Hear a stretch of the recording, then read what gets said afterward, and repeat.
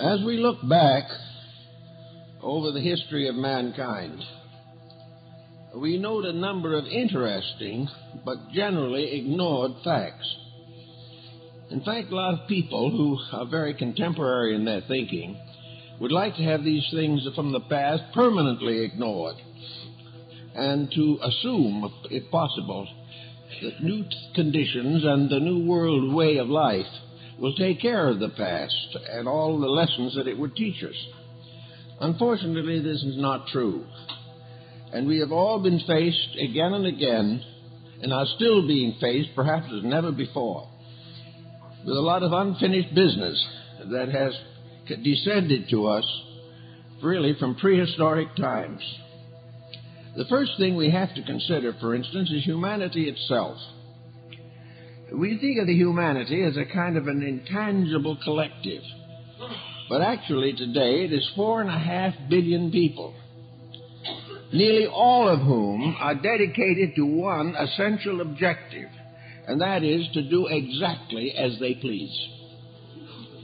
They will support only that which supports them. They do not wish to have anyone interfere with their inalienable right to live out the pattern which they have established inside of themselves or have inherited from the past.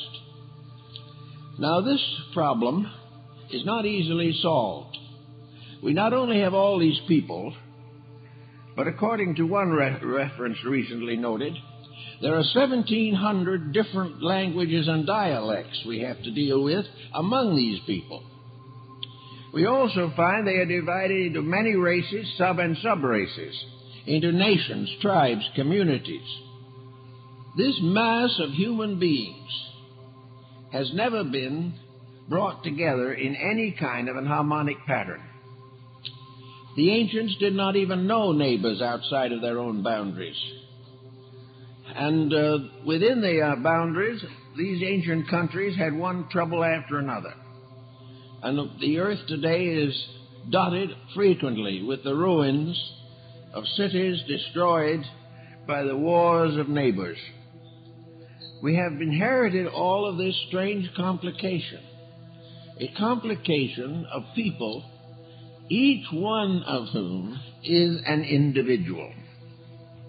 Now, his individuality level may not be particularly high in all cases, but he is still an individual. He has his own inner life. He has his beliefs. Perhaps he borrowed them from his ancestors. Perhaps he inherited them from his educators, but he has them. And these ideas and these attitudes make him separate from practically all other human beings. If he wants friends, he selects others of similar general convictions. But even in the case of friendships, no two friends, though they are compatible, are identical. Thus we have this tremendous mass of humanity. More recent developments and progressive discoveries have given us a closer relationship with all these other people. This mass is now bound together with airplane routes, with industrial treaties, with political structures, with all kinds of man-made devices, hopefully intended to improve the conditions of these people. Actually, however, the great problem just remains as it was, something that we have never been able to work with satisfactorily.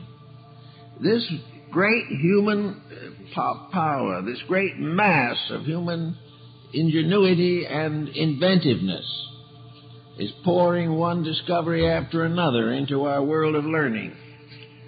But each of these individuals is himself trying to advance his own purposes. Well, at a comparatively early time, it became apparent that these various groups could not simply wander about. There had to be some kind of leadership. And leadership became the problem of antiquity and remains so to our time. Who were the leaders? Well, as we go back perhaps to the very earliest time, The tribal chieftain, the elder, even maybe venerated dead, had power of leadership. In any event, there was some kind of an overstructure in which the oldest, the wisest, the strongest, or the most ambitious became the leader. And having gained this leadership, staked a territory and defended it. When his leadership was a little more secure, he began to eye enviously other people's territories. And he used his people to contribute to his own ambition for spreading his domain. This leadership problem also has many interesting variations. Naturally, we can assume that a tribe had to have a tribal father or a tribal leader. This was necessary because there had to be some way of artificially holding a group together. Possibly the earliest form of this was a combination of the tribal chief and the priest, a religious leader who had no political power but maintained that political power in another person. All this went on from time to time. In some countries we had one type of leadership, in some another. Probably one of the most progressive we ever had was right here on this continent. The Great League of the Iroquois, which came to a very dynamic decision. And the leaders of the Iroquois nation were all women. And the women instructed the senators or sachems how to vote. Of course, a little of that goes on now, but less obviously. Anyway, that was one way of solving it. And it did bring about a harmony between 7 different nations or tribes of Indians. Others had variations on the theme. All had some way of trying to control or direct or organize people. Now, in order to do this successfully, you had to have laws. And, of course, the problem of laws has also become more and more confounded as the ages passed. The great laws of the earliest time were presumably divinely inspired. They were attributed, at least, to deity. It was assumed, therefore, that obedience to these laws constituted obedience to God. There was the Mosaic Code, the Decalogue. Then there was the additional Christian creed that was added to this at the Council of Nicaea.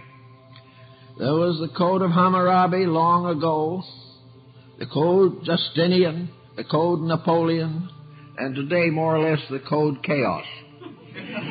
These different codes were intended to regulate conduct.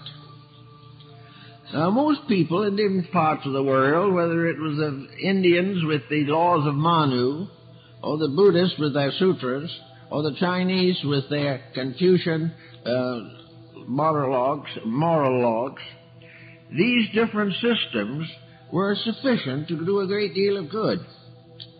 And it gradually worked its way into the inner part of the individual that in some way these laws were essentially right. This probably was due to the fact that down deep inside of humanity there was a level of unity that has seldom been explored. On the surface and on the objective side of life, everyone is different. But somewhere in the subjective side, the invisible causal sphere of things, there is a great deal more uniformity, a great deal more unity of purpose and conviction. Out of the various codes that have been given over the last several thousand years, there has developed what we might term a morality. This morality has stood the test of time. It is, so to say, proven that it was necessary to the salvation of human society. We now recognize the 10 Commandments as rather necessary. Whether we like them or not, whether we wish to obey them or not, we discover that conditions get worse to the degree that we disobey them. And that what little formal integration we have in society is based largely upon allegiance to a moral code. Now, this moral code has also changed in the course of time. In early days, morality was a local issue. Each nation had its own concepts of right and wrong. Today, however, with the communications systems that we have, morality has become worldwide, and we begin to think of it in terms of human rights. We think of it in the fact that all human beings must survive by the same general pattern, and that variation from this pattern can be fatal.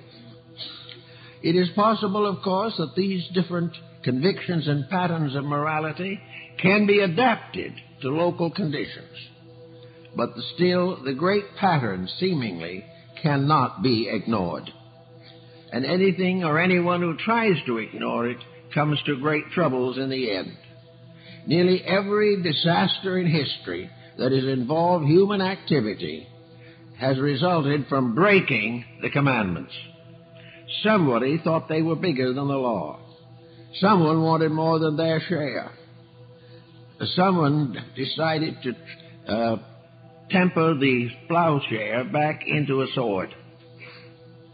Always the mistake was to break the laws that humanity had recognized from the beginning. So we come now to our modern situation.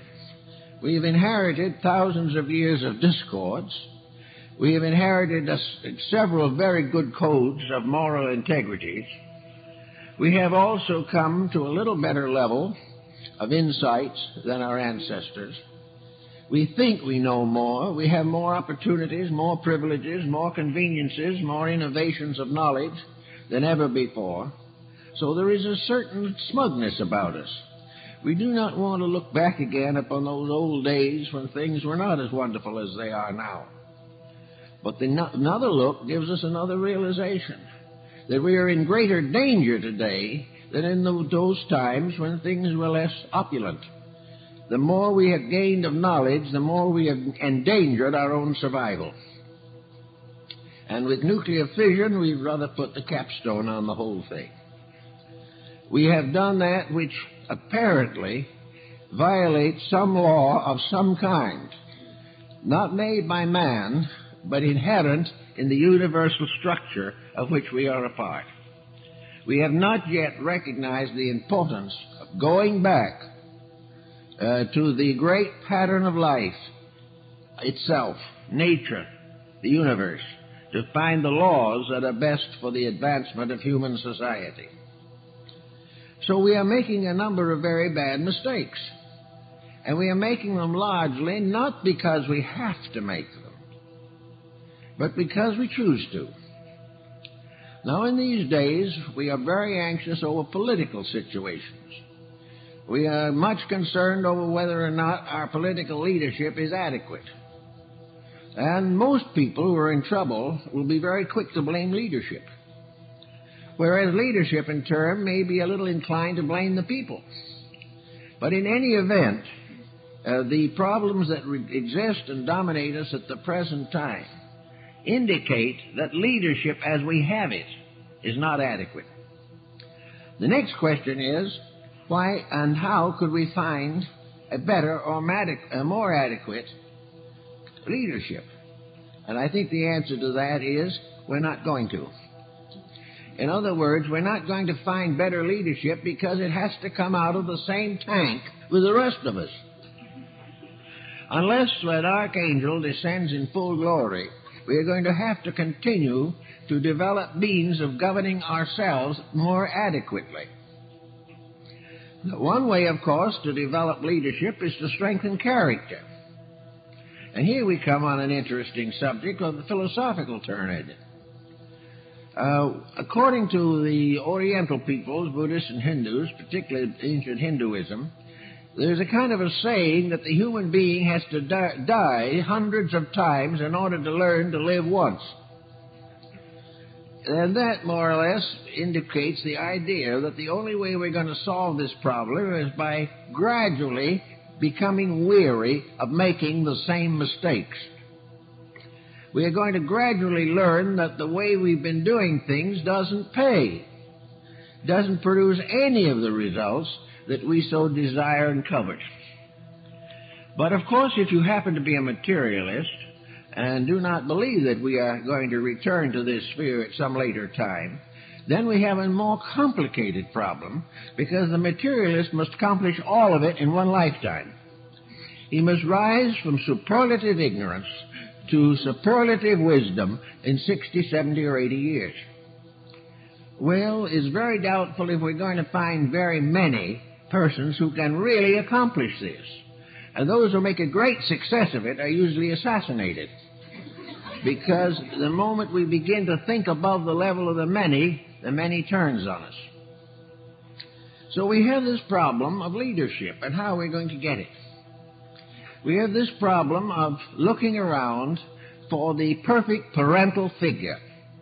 What we need is the all-wise leader, all-loving, unselfish, untouched by personal ambitions, uncorrupted by opportunity. The individual who lives solely and totally for our good. This is very fine, except each different group of people has a different image of this person. Each, with his own interests, wants this leadership to specialize in his needs. And as these needs are often in dramatic conflict with each other, the situation again is not entirely satisfactory. Every once in a while, however, we have a burst of some kind, a desperate effort to create a better cultural level. We had that experience around 1918 when we put through the Volstead Act, prohibition. We decided we were going to save the average American citizen from alcoholism. It was a noble experiment, and we had to rescind it almost immediately. The answer being that the individuals whom we were hoping to save simply used bootleggers and set up one of the worst crime empires the world has ever known. Because the individual said, if I want to drink, I'm going to drink. And if I can't get it legally, I will get it illegally. So what are we going to do about this? We got bootleggers. Now, there is no doubt in the world that since that time, we have become more and more conscious of the dangers of alcoholism. But we have an upsurge of it now associated with the more dangerous implements and instruments of our social and mechanical age. Today, we are desperately worried over the problems of alcoholism and car driving. Accidents are mounting tremendously, and we have no answer for it. There'd be no answer. You can say, well, we'll put them in jail, so they'll go to jail. But when they come out, they'll keep on drinking because they have the inalienable right to do what they please, and the purpose of the government is to please the inevitable and inalienable rights of 250 million human beings, each one of which has a somewhat different code as to what is an inalienable right. So it's pretty serious and pretty difficult and pretty disappointing. Now we can go to another field of activity. Here we are in the 20th century, one of the best educated countries in the world, and narcotics. We are trying some way to find how to prevent narcotics being imported into this country. The problem of trying to prevent this is probably beyond our possibility to solve. We can slow it down. We can catch a number of these carriers and messengers, but the continued condition will prevail because certain people want to do it, and they will fight to do it, and certain other people will legislate to keep on doing it because of the immense profits involved. And between the individual who wants what he wants and another individual who wants to make as much money as he can, the problem is not going to be easily solved. And the fact that thousands of persons die from alcoholism or narcotics, and we see it everywhere in the schools and everywhere else, the individual still wishes to do what he wishes to do. And any law to prevent this is tyranny. And it will be no more than introduced before someone will rise in mighty wrath to dispose of the law. it will be either watered down to nothing, or some special group will see that it gets nowhere. This is what happens all the way along. Armament, everything else. Among the sufferers of the United Nations, most of whose delegates have only the good of their own group in mind, and perhaps not even that.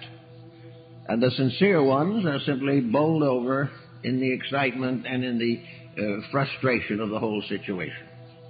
The answer then becomes pretty obvious. And that answer is that it's not going to be done by placing a government over people. In a family, now we get down to personal relationships. A parental situation exists. A parental relationship, however, today is weakening constantly. Children can hardly wait to get away from parental guidance. They consider any correction for their excesses or their attitudes to be tyranny. They are resolved and determined to do exactly what they please. And many of them are paying for this attitude with their lives, their sanity, and their health. But they are going to do it their way. A strict parent today is unpopular not only with his own family, but with the whole society in which he lives.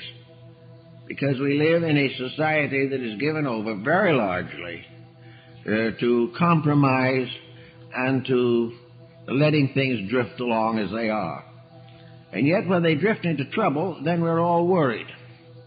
There seems to be no problem that we can face directly. Now the answer will have to ultimately be what it was in the first place and will always remain. We are here to learn. We are here to grow by experience. And furthermore, we are here to learn to become self-sustaining and self-guiding human beings. The only answer as to what our problems are today is the realization that the individual is the element of the cause and the actual element of the cure. The individual has to do it. Now we may say that that's a long, slow process. It is, because we are so late in getting started at it. But it still remains that nearly every corruption or abuse of society can be corrected if private citizens do not contribute to that abuse or refuse to sustain it.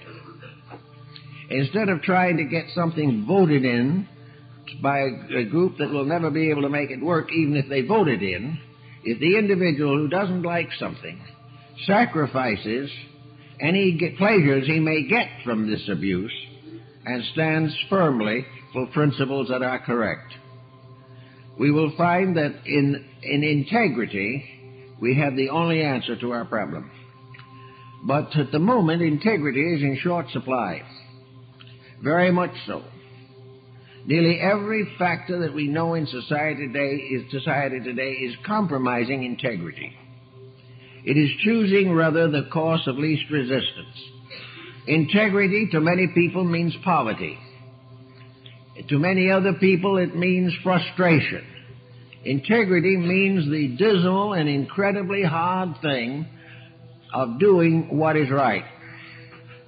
This is just too much for the average individual to contemplate. And even if he doesn't wish to contemplate, he feels he has a vicarious excuse. Why should he work so hard when no one else is? When his neighbors are all exploiting each other, why should he be the only one who does not make something out of it? So the compromises go on and on and on. But the integrity of the person is the one thing that no dictator can stand against, that no corrupt system can change. The mass of humanity is the vox populi. It is the voice of God. And if it speaks correctly, problems will be solved. But if it keeps quiet and continues to cater to problems, they will never be solved. All over the world today, aggressive leaders, dictators, and so forth, are destroying people. They are corrupting ethical systems. They are tearing down religious convictions. They are doing everything possible to make the private citizen helpless. They want to take away from him any security of his own inner life and make him completely dependent upon a highly organized society which has the power to destroy him at any moment it chooses. Now, this is not possible to the person who really intends to do something with his own life. And I think for those who are religiously oriented and philosophically inclined, we must recognize the importance of at least a moderate effort to release ourselves from the despotism of our own appetites. If we do not do this, one of these days it's going to be too late, at least for this culture. We're going to destroy something we've been thousands of years building. And a lot of people today are of the opinion that it cannot be prevented, that this destruction is going to come. It is going to come as long as we are looking for perfect leadership to carry us out of it. What we have to look for is the power within ourselves to defend our own integrities against the pressure of circumstances. Now, no one's going to be perfect. We don't ask anyone to be a martyr or something of that kind. But in many ways, we can begin day by day to improve a situation that we do not believe in or claim we do not believe in. Right now, the television industry is tied up in a mess. It is being divided into a number of private channels, many of which are being devoted largely to pornography. Now, there are laws being suggested, and of course, the moment we suggest that we improve the morality, there's a great cry goes up that we mustn't do things like that. The individual has an inalienable right to watch filth if he wants to. It's true. And the private stations with this type of program will continue to flourish and will have a large following unless we, as private citizens, turn them off. As soon as these stations do not have the financial support of people who say they want something better and then settle for something worse, as soon as the individual censors his own likes and dislikes, industry will answer. You can't legislate a correction as to what constitutes pornography, but each individual can decide what is good or bad taste and turn off the program. And if enough do that, the problem is solved. But it will never be solved from the top. We can elect anyone we want to do it, but it will never be done until we do it ourselves. And if we try to do it by force, we will simply turn it into the underground, and there it will remain as a sore within the system. The individual has to outgrow the attitudes which make these corruptions possible. And it's the same in almost every profession and every way of life. The individual who believes in principles, who has integrities within himself that he wants to sustain, must really go to work and live them. He must believe that his religion and his philosophy have something to do with his conduct. That if he believes in values, if he believes he is spiritually oriented, he must live accordingly. If he wants to see a better world, he must help to build it. He cannot wait for some great personality to come along and save the world for him. Until he deserves it, he shouldn't be saved. Until the person is willing to correct his own faults, he should not hope for securities. But he's hoping that some kind of legislative integrity will take care of him. It won't, because the very legislators working on this level are themselves insecure. They have not themselves proper integrations. So we need say that integrity is in rather short supply, and that is exactly what we mean. We find, as you all have found, increasing difficulty in finding honest labor, properly labeled goods, reasonable prices, and a willingness to meet the needs of peoples in a really religious manner. We are a nominally religious and a nominally Christian world, here at least in most of Europe, and it is very much time now for us to begin to practice it. But the practicing of it is difficult because we have locked ourselves in a luxury system which we want to defend at all costs. We are quite unable to consider breaking down the barriers of expense which we ourselves have built up. We go to see a ball game, and we suddenly discover that it may cost us $50 for a ticket. We also learn that some of the players are getting $1 million or $2 million a year. Now, this is not necessary. We could correct this condition in almost no time by simply saying what as people we think is a reasonable figure and not varying from it for any reason. Certainly it may break up a system, but a system which itself is so unfair might as well be broken up, because it is not in harmony with civilization or the survival of humanity. All exploitation is unreasonable, and it nearly all centers upon private citizens. And until these private citizens simply say we will not be exploited, the condition will remain. If, however, we do say when the price is right, we'll buy. When the goods are correct, we will think about it. When we are fairly treated, we will cooperate. On this basis, it would not be long before there'd be a major change in most human relationships. And this could be very well carried into the problem of military objectives. The whole idea of the military is simply the use of the power of the people to advance the ambitions of a few. And this situation goes on as long as the people will do it. Everything goes on as long as we remain in status quo. As long as our own integrities are not offended, there is nothing we're going to do about it. Now, what are the integrities that are most valuable to us at this particular time? One of the most important integrities is self-discipline. Without this, nothing is going to happen. Self-discipline is the power to regulate our own conduct. It is the possibility of living within our own means. It is the answer to the question of extravagance, by means of which a great part of our economic problem has developed. Self-discipline is the individual preferring to do what is right and quietly refusing to compromise his own principles. If we do not compromise our principles and enough people remain reasonably honest, there would be a major change in our world affairs almost immediately. Now, for some reason, this particular thought has not gotten into the school system. And yet there is no place where the life of reason should be taught more completely.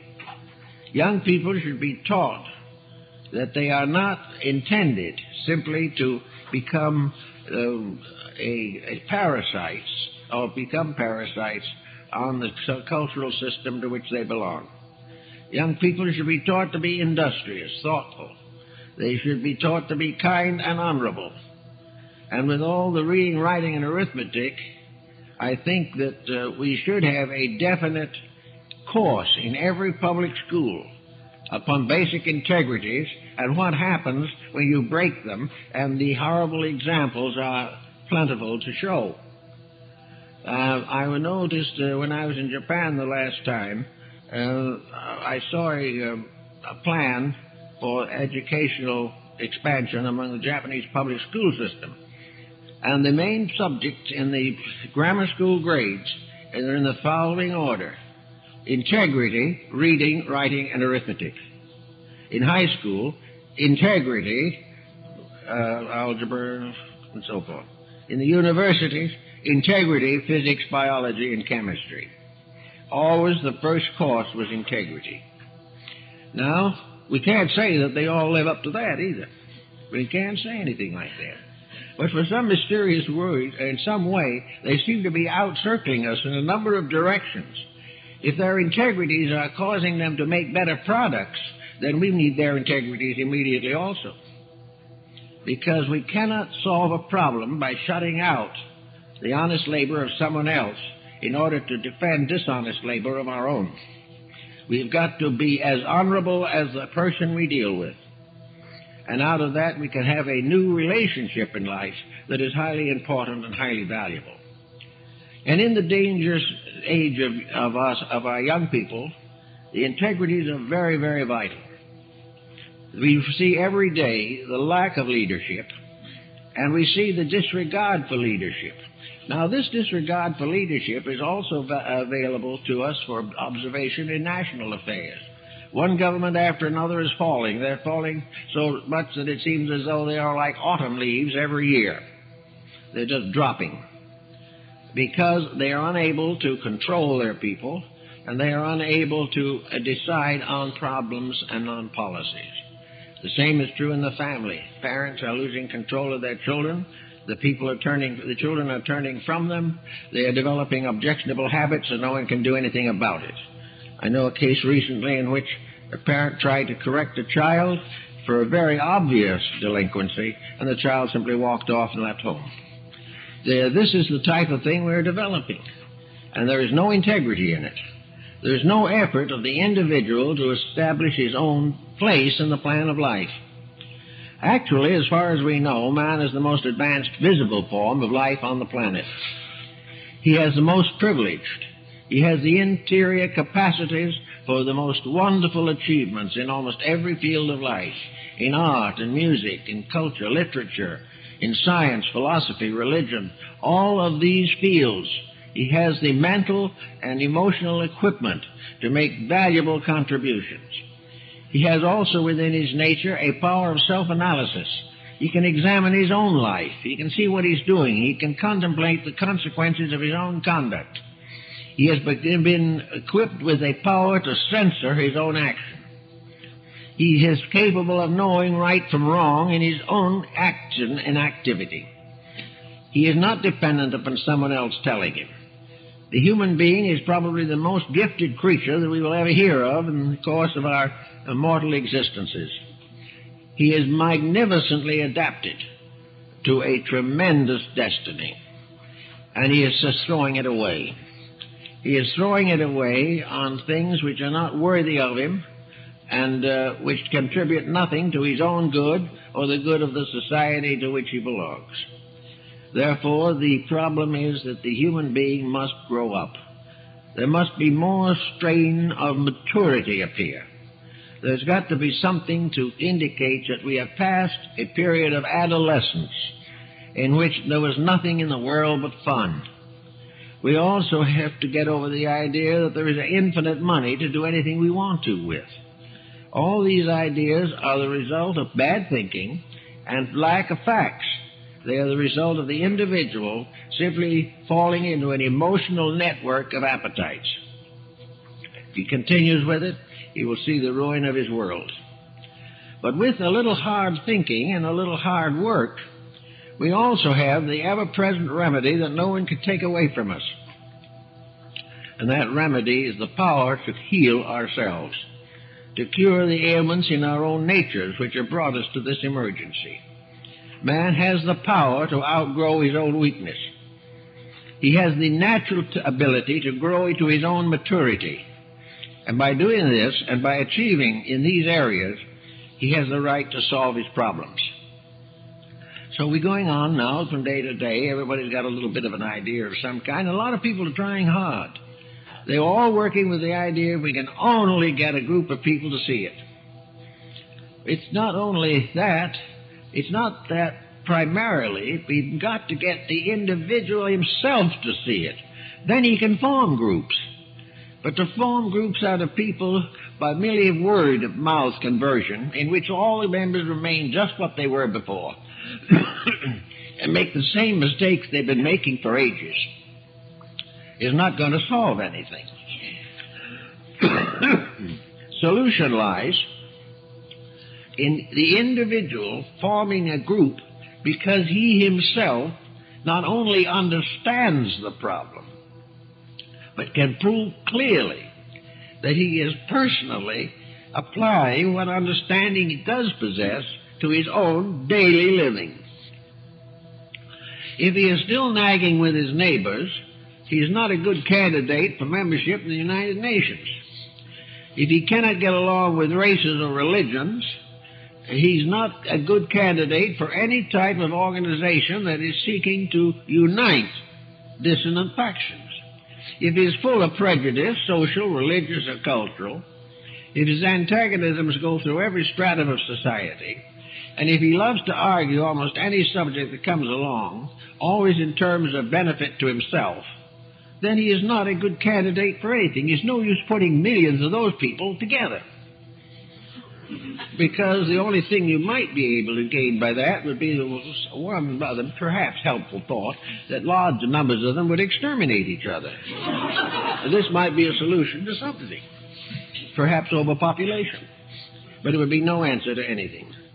The problem is that the housewife, the child, the businessman, the parent, the leaders in every smaller field of activity, the scoutmaster and his members of his little group, all these people have got to live it.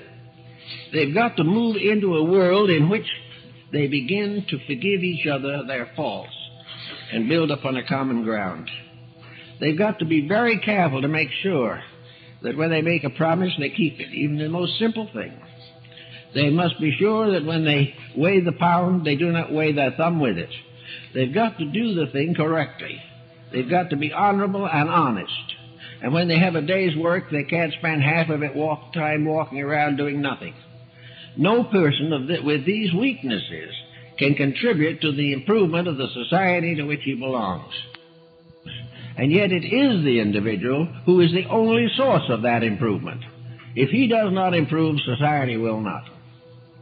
No matter of education will solve it, the situation.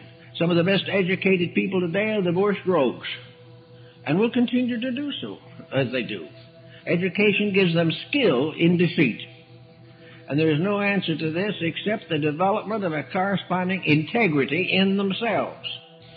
And, of course, this is considered a rather dangerous thing, on some levels at least, and any effort to improve integrity will be opposed. If you form a group to prove conclusively that you'd like a better way of doing something, someone will come along to break up that group. It is inevitable. But there's not much anyone can do to break up humanity. If individuals quietly, personally, and in their own lives live better, the result is an almost invulnerable situation. Nothing can really stand against it very long. The only thing that can be done is to have someone go out and try to propaganda the opposite. But this, in turn, becomes more and more difficult as people think about the problems we're in. It is awfully difficult today to propaganda anything in defense of the way we're doing things now, because the average person is thoroughly disillusioned with the situation and is not going to be easily over-influenced. Now, in our religious and philosophical way of life, there are many other things that become very useful and helpful and well worth thinking about. It is very valuable to realize that there is a rather healthy core of younger people today with positive religious dedications. They are young people who are green. They are not mature. They are not thoroughly responsible in every way. But they are idealists. They are dedicated. They are striving to do something to break away from corruption. And they are using various religious devices to help them with this. They are forming small religious communities, which no one is paying too much attention to because the average person doesn't realize the potential in them. If these groups are sincere, honorable, and keep their integrities, they can show the way to a utopian possibility that we all ought to know more about. We also realize that out of these types of things are coming cooperatives of one kind or another, of people working together, of swapping, of barter, and of gradually escaping the deadly pressure of an economic situation. The average individual is in prison to economics just as though he was in jail. He doesn't dare to move because it will upset the mysterious balance of economics. So he does nothing in a desperate effort to leave things the way it is, and by doing nothing he completely upsets everything. There's no way out of this type of situation except for the person to begin to take over his life. Now, we all have problems in family, friendship, business, all these things, but we can gradually improve our relationships. Now, we're going to be disappointed in some instances. Let's face it. We're going to try to do nice things for people, and they're not going to appreciate it, and they're going to criticize and condemn us for doing them. But this is not too important. They've always condemned the individual who tried to help them. Therefore, the person who is trying to help realizes this. He is not going to be discouraged by the fact that he does not immediately attain the goal which he hopes. The best point to consider is that regardless of whether it's received or rejected, a good deed is a responsibility of the individual who does it. He has to do it. If he doesn't have to do it, society fails.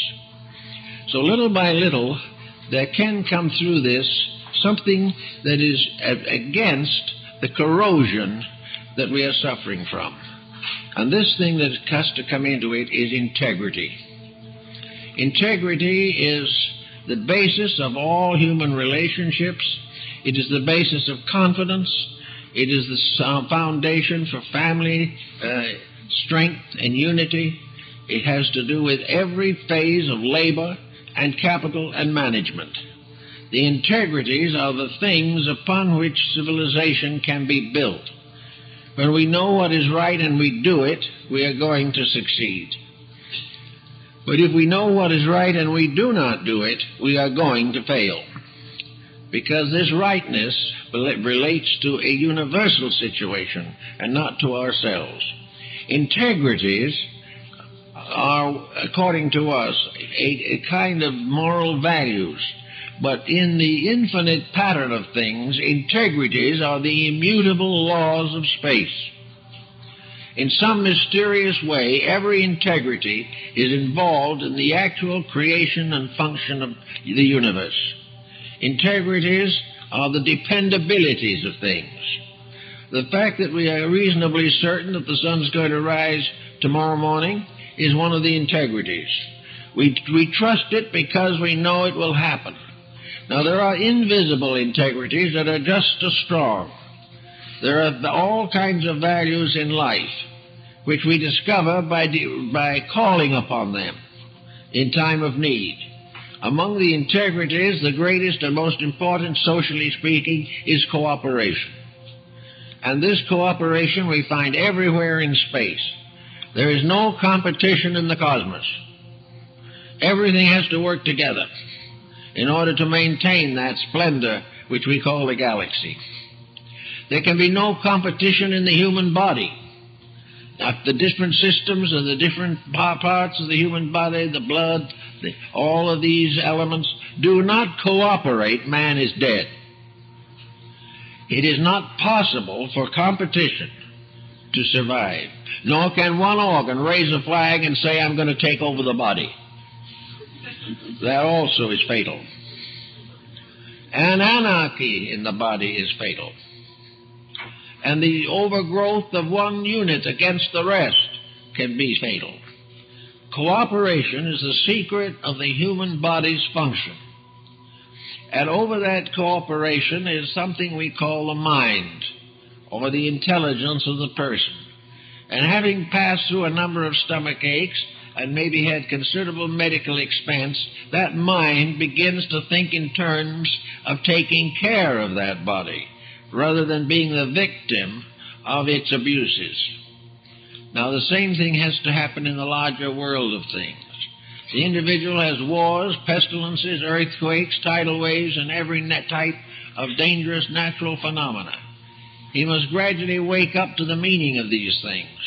He must discover how the parts of the universe cooperate with each other, and that this cooperation is a great archetype. It is the supreme textbook of all things, and it's written in various living forms, from the most gigantic nebula somewhere in space to the tiniest atom on the back of a flea.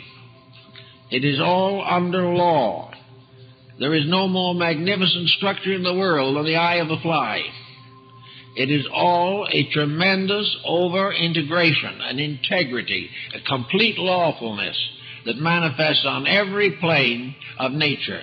The only exception to this lawfulness is man's determination to be different. And when he tries to be different, he doesn't realize the divine edict: to be different is to die. There is no way in which the individual is going to outwit the universe. There's no way that he can do wrong and have the benefits that nature bestows upon that which is obedient. The small animal learns from the time of its birth to obey. It learns from the parent who speaks nothing, but leads the way by conduct. It knows gradually the laws of its kind. Man must learn the laws of his kind. And his laws, strangely, are more simple than any other, because he is most adequately equipped to solve problems. Many creatures live and die without knowing what their problems are. Man, however, has the capacity to know. He can learn the tremendous value of living in a cooperative relationship with life around him, with its natural resources, with its ecology, with all of the different aspects of relationships and interrelationships. The human being can learn the law. And having learned it, he can keep it. And the law that he keeps will keep him. There is no reason why the human being's education should not be founded upon the great ethical structure that supports the cosmos. There is no scientist, no physicist, no astronomer, no biologist or chemist who can deny this tremendous integrity in space. In fact, the research people in all fields depend upon it every day. It is the fact that they know that their experiments will work according to natural law that they go on. And they know there will be no exception to these laws. And if the experiment doesn't work, it is because the human being has mistaken the technique. So all the way along, we have an integrity that tells us how to exist. Now, this integrity has been working on us in a number of different ways. Now we have another phase of it coming into condition. We are a small planet, rather insignificant in the large scheme of things. Mark Twain called us the wart, and perhaps that's what we are. But anyway, we're here, and every day there are more of us here. Little by little, the wandering tribes have consolidated, magnified, multiplied. One of these days, maybe not in our lifetime, but someday, we're going to be inhabited from layer after layer of the Earth's surface. We're going to have no place to lie down even, if the present procedure goes on. We're going to find ourselves gradually in a planet, the resources of which we have completely wasted. We will find that our way of life, our indifference to values, that in one war we can waste enough petroleum to take care of our needs maybe for 100 years. All of these things will have to come home to us. We are the ones who are very foolish. Instead of conserving our resources, we waste them for profit when we should conserve them for use. And if we don't come around to this one of these days, we're going to be out of resources. Then we're all going to get very excited. One's going to say there's no God who would permit this to happen. Another one will say it is God and he's going to wipe us out. Somebody else says, oh, I was just foolish and my goodness, I don't know what I'm going to do next. And gradually we may find a tremendous shattering of what could have been a magnificent structure.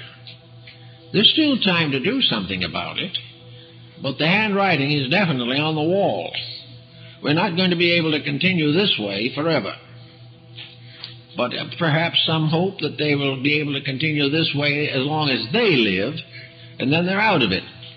Well, perhaps the Oriental mind is correct. Instead of being out of it, they're going to have a vacation and back right into it again and face all the things that they caused 500 years earlier. There seems to be something in nature that should say you don't get away from problems until you solve them. If you hope to die to get away from a mistake, you're going to be born just in time for the mistake to catch up with you again. This doesn't make good sense. Nor does it make good sense in an ethical universe that an individual by dying can escape from anything. Now, we don't follow the idea that man passes from here into perdition and that he's going to be hounded around by little red devils with pitchforks. Maybe the hell that he's worried about getting into, it means that what's going to happen when he comes back here. Maybe when he's reborn here, this is it. And it's going to be it until he does something about it. He's going to be born back into the imperfections to which he contributed. He's going to be forced to continue to do the job until he does it right. And this situation is something that is to be given very serious thought by people today. Now, so we say today we have meditation exercises and we have all kinds of groups with spiritual convictions and spiritual aspirations. Now, a good many of them, however, have a basic weakness. They're all expecting somebody else or something else to do the job. They do not expect to be the one who must clean the thing up. They are waiting to call upon hierarchies or something else to come down and save us. Well, there may be some truth in that, too. But I think even the best hierarchy would like to see a little better work done here. I think it's being hardly within the religious concept of universal integrities that any spiritual power should reward the individual for being wrong, or that should take away from him the consequences of his own conduct. So whatever happens, we better start now. If there are superior powers that want to come in and help, let us provide them with adequate vehicles to do so. Let us give our own selves as instruments to a purpose. Instruments in the sense of conditioned people, thoughtful and dedicated. Persons who have risen above prejudice and political explosiveness and have settled down to the problem of trying to work out a better way of life for humanity.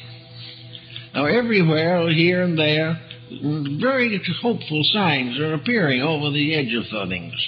There are steps being taken, and little by little, the improvement is coming. But whether it can be made to come fast enough very largely depends upon the individual himself starting out to correct his own conduct. Let's say, for instance, that a person who really believes he wants to help in this situation makes it a moral resolution that he will never again take a drink while driving.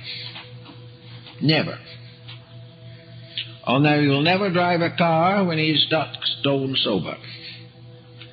Now, this would be a tremendous hardship on a lot of people, because they don't care about this. The individual who does that does not care. He has a feeling of importance or significance in himself often, which makes him say, this accident will never happen to me. Other people may get into trouble, but I won't. And the next thing you know, he's in the hospital. But if we believe in an integrity and in the right of things to be right, then we have to set the complete example. And it won't do us a bit of harm. In fact, we'll all live longer and be healthier. I've nursed too many people through delirium tremens and the suicides resulting from it to have very much delusion on this subject. The individual who overdrinks is simply committing slow suicide and is destroying the body and the consciousness and the mind which was given to him by a power greater than himself, to be used for the fulfillment of a destiny much more important than a wreck on the corner. He has to take these things into consideration. So let's say he will never again take a drink. This is not only a social dedication, but a religious one. That he believes in integrities, that he does not believe in endangering other people for his own pleasure, that he is not going to be selfish enough to take the chance of killing innocent persons. Now, if everyone took that attitude in a nation which is sufficiently civilized and sufficiently educated so that this attitude would seem to be perfectly natural and normal, we'd have a great deal better situation here. We would have less to worry about and less problem to face and the expense of maintaining efforts to control the accident-prone individual. The fines won't do any good. He will come right on back. We have a speed limit of 55 miles an hour, and not one person in 5 keeps it.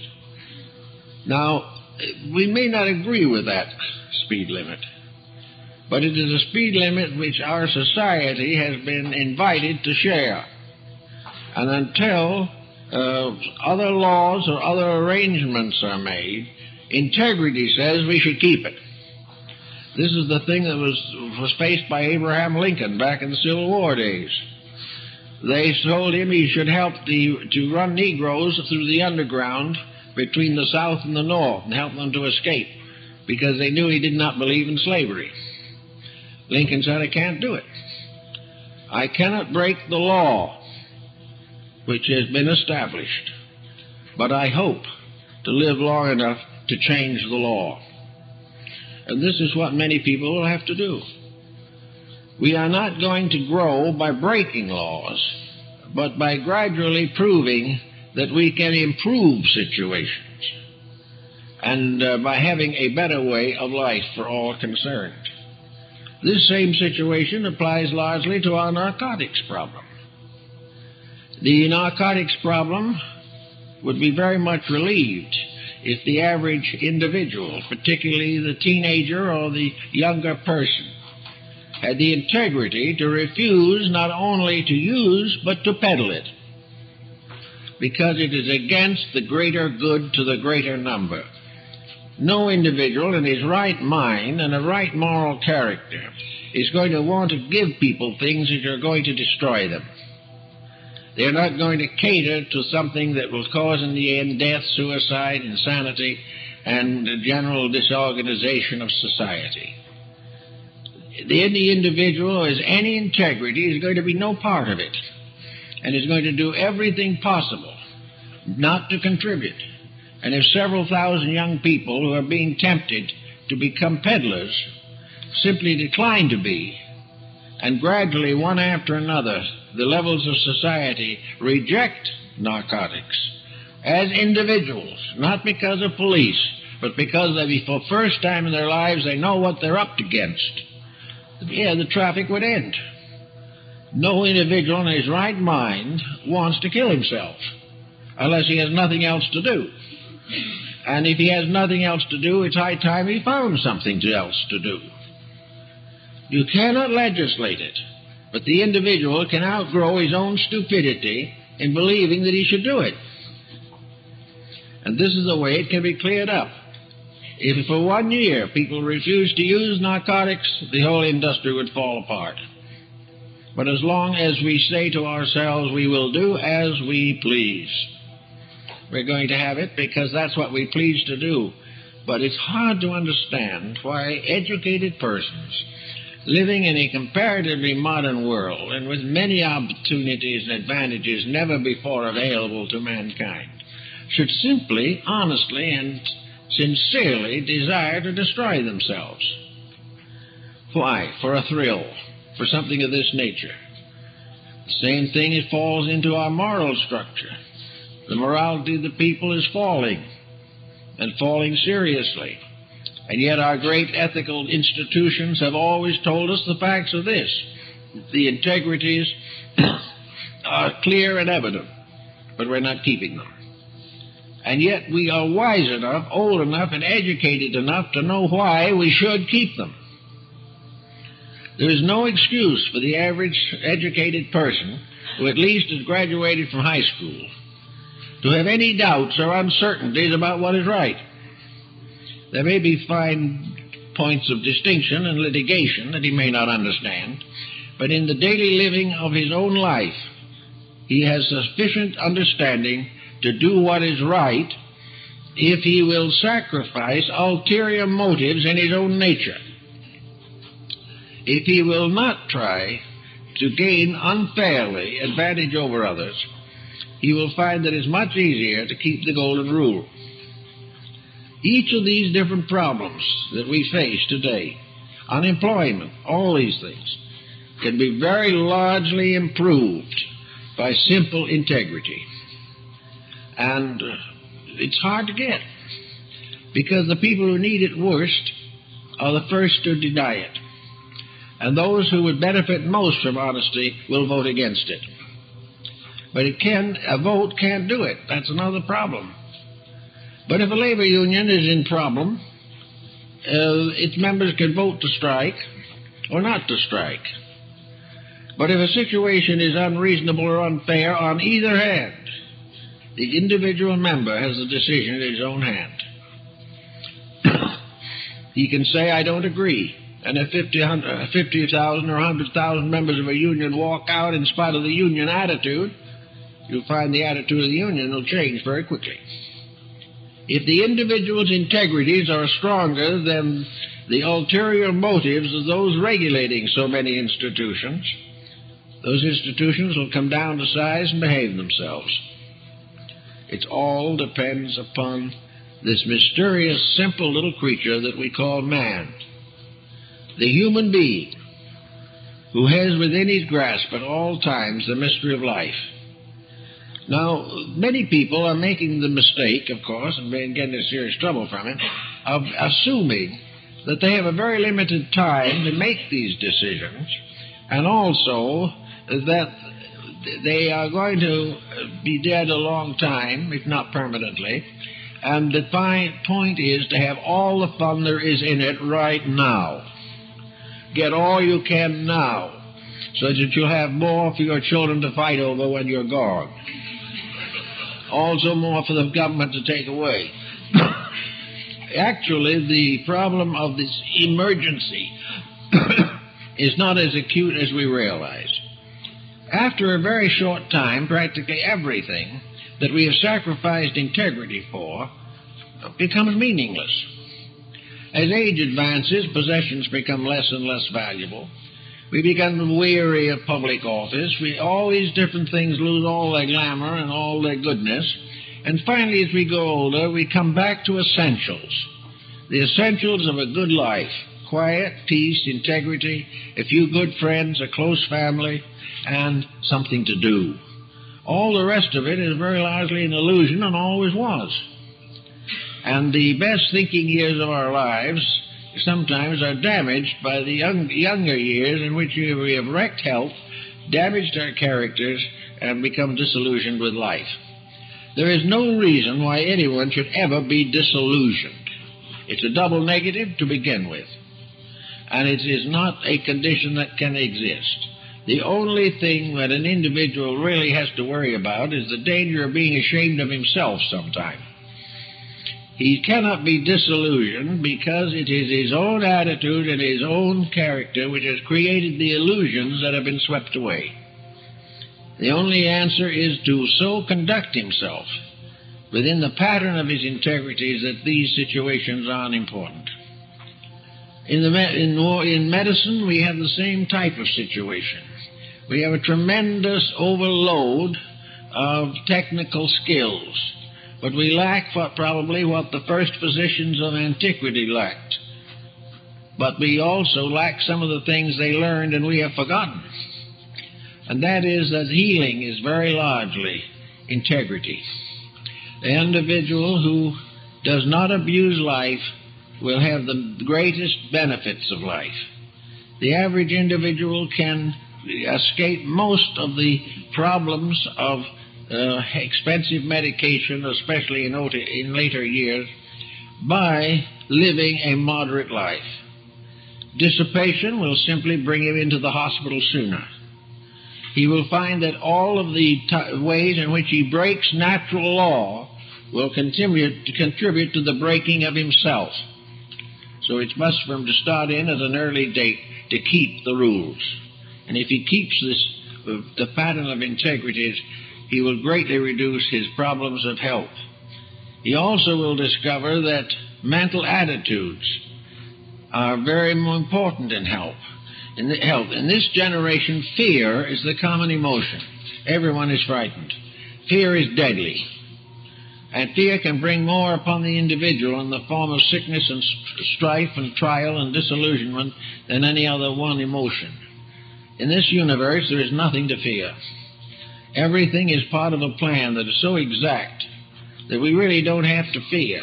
The only thing we have to do is fulfill. We have to think through things. Instead of being afraid of a problem, we should recognize the importance of facing it and solving it. Otherwise, it will become a cause of anxiety.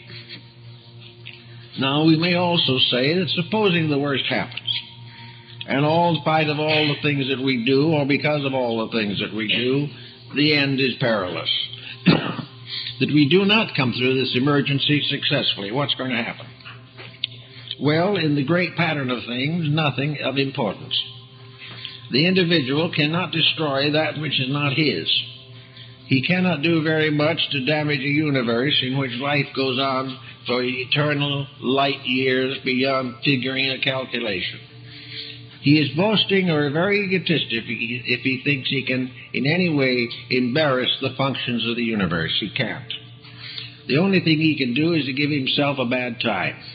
Now, this bad time doesn't mean he can destroy himself, because we all believe, I think with grounds, that within man himself is an indestructible core which nothing can destroy, even all his own mistakes.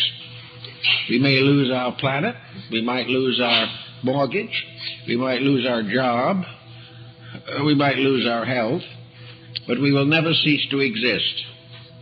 And whatever happens in the infinite future, and regardless of the mistakes we have made, we will all be wiser because of what we did wrong. There's no question about it. But we will also have greater inducements to do it right. And sometime in the infinite future of things, there's going to be a world of people who did it right. And there'll be us. We'll be there. Because we will keep on doing it wrong until we can't stand it any longer.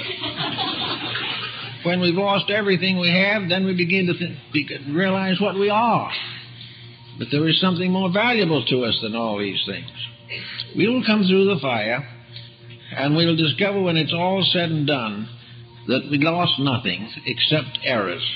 We lost nothing but delusions, nothing but fallacies and fantasies, and that the realities of that great universal plan to which we belong are still flowing along peacefully and pleasantly, and we with them. We will gradually grow up. It's hard because most children don't like to grow up. They like to grow out into larger worlds of freedom.